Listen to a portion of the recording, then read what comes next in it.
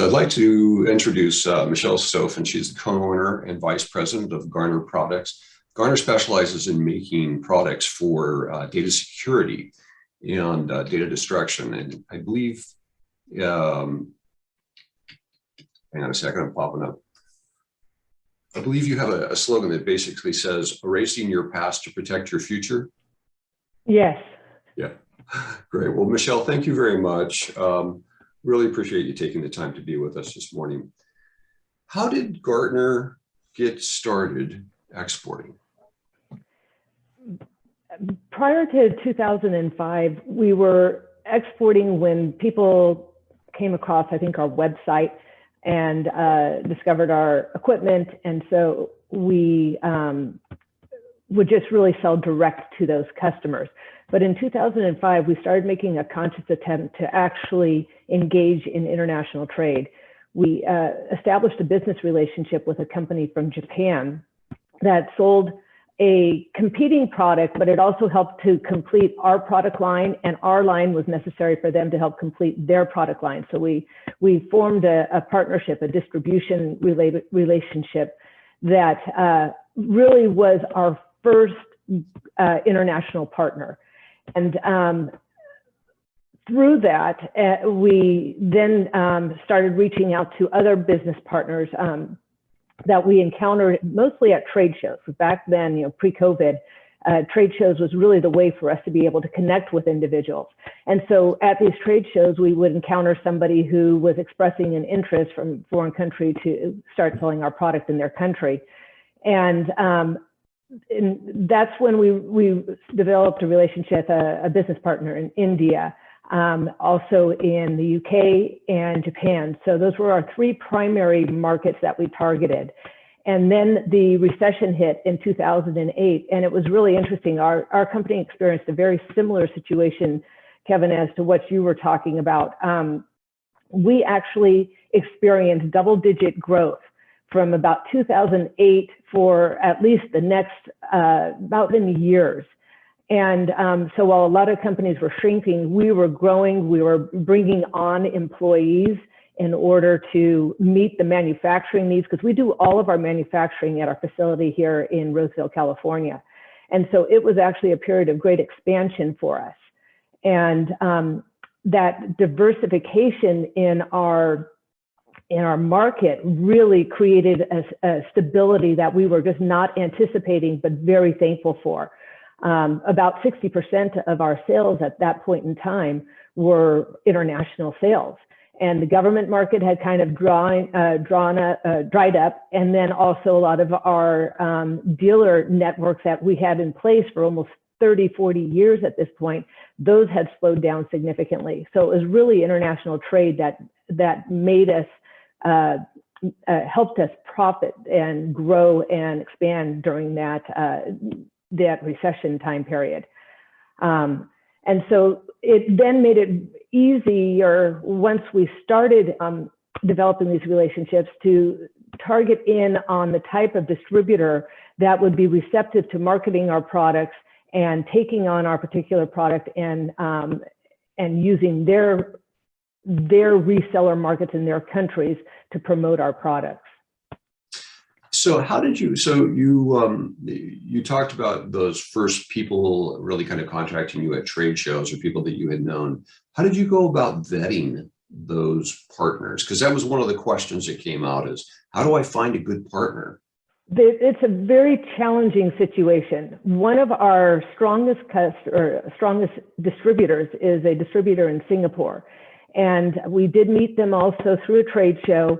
They wanted to start buying our products, and they were wanting to really increase the quantity in their sales. In order for us to have confidence in that relationship, we actually consulted with the U.S. Department of Commerce. And at that time, they had this international partner search, and I believe they still have that program in place now, where we actually told them about the particular business partner we were interested in, and they went to that business partner in Singapore, met with the key officers of the company, did an entire background search, actually went and talked with their customers, their bank, And we ended up getting, it was about a 15-page report on the analysis of this business partner. That gave us a lot of confidence in how we approached that relationship with this business partner. And so that was probably a very defining moment for us. We had our business partner in Japan that we tried to do that same approach with. They, however, were very skittish in meeting with any kind of government officials. So, and that relationship also hasn't been as strong. So it's really, you have to be flexible in that approach. The other key thing that we have found, and it's harder here during COVID, is we actually go out and meet with those business partners. And I think establishing those relationships, those face-to-face relationships, are really key with being able to maintain those relationships with the distance and the time challenges and also language barriers. And so us having had those face-to-face contacts, especially like with COVID, where we haven't been able to meet with any of our business partners in 2 years, we at least have this personal knowledge of who they are. It's not just strictly, email relationships. And that having an actual connection and relationship with those partners has really been essential to having that trust.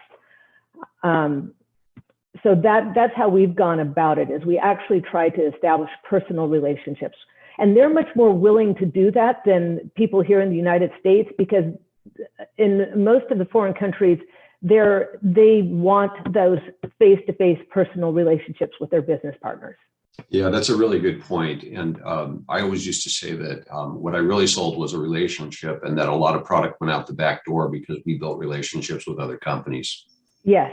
Yeah. I agree with that completely. I think that the legal contracts that we draft up for our distributor agreements, they have a minimal value. The primary value, though, is the relationship that we built with them. That's what creates the trust. Right. Now, how many employees did Garner have when you started exporting? Probably about 10. Amazing. And that included, I mean, that's not just sales. I mean, we're manufacturing. So in the actual sales department, we had 2 salespeople, and then we had production and administration. So it's a small company, and we still are small. How many employees are you currently? 30. But you're a classic example, a classic success story of a small business that began exporting, and that exporting has helped to fuel your growth and your success. Yeah. What are the key resources when you've been trying to take and expand your business internationally? What have been some of the key resources that you have used, to do that? Well, the World Trade Center of Northern California was really key. A lot of this is kind of qualified by pre-COVID, because that's when most of these organizations were more active. But the World Trade Center was a really key tool for me to go to the monthly meetings. We had roundtables where we would get together with other local exporters or companies that were wanting to export, and we would share our war stories and our successes and our failures. And that was really important to me to sharpen our learning curve and to know what kind of pitfalls to try to avoid. So that was key. U.S. Department of Commerce has been absolutely essential. They hold a whole variety of seminars on a variety of different topics, things that I never even thought that I would need to know until I was actually hearing people talk about it. And I think that's one of the scariest things about going into international trade, is there's just so much unknown. You really have no idea what you're getting into. And so by talking to others who have been involved in it and who are experiencing the same challenges that you have, it's reassuring to know that, okay, we're on the right path, we're moving in the correct direction, we've got these results, and yes, we're facing the same kind of challenges, even though we're having the success that we're having, that other people who are trying to export are encountering. Let's see. You talked about one thing on the U.S. Department of Commerce, Tony Hill and George Testard are the local representatives that have been very valuable for us. Also, when we encounter difficulty, like right now, we've got a distributor in Turkey who is having difficulty getting his equipment released from customs. And so I shot out an email, and within about a half hour, I had a response with a name of somebody in Turkey with the U.S. Department of Commerce who could potentially help us out. So having that kind of immediate access to individuals who are willing to provide assistance is very reassuring. Yeah, it's important. It really is important to develop those relationships with the commercial service, also with the SBA, with XM, because they have people on the ground around the world that can take and help you get things resolved. So when you were expanding markets, how do you go about figuring out what market you want to go into next? That's a real challenge. We also have our sales manager who focuses on global trade for us. And so between the two of us, we are listening to various market analysis. The U.S. Department of Commerce would do seminars on a particular region. So we would listen to those type of seminars. But really for us, what we are finding is that it's a matter of finding the right business partner who is motivated to sell our product in their territory. Every country has a need for our type of a product. And every government institution, bank, healthcare organization, any data centers, they all have the need for our product. So it's not a matter of trying to figure out, who our customer base is. It's how to get to that customer base.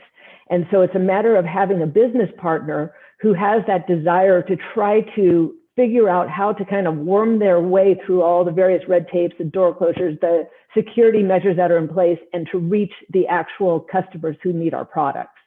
And so for us, it's the key is having that relationship with a really good distributor. All right.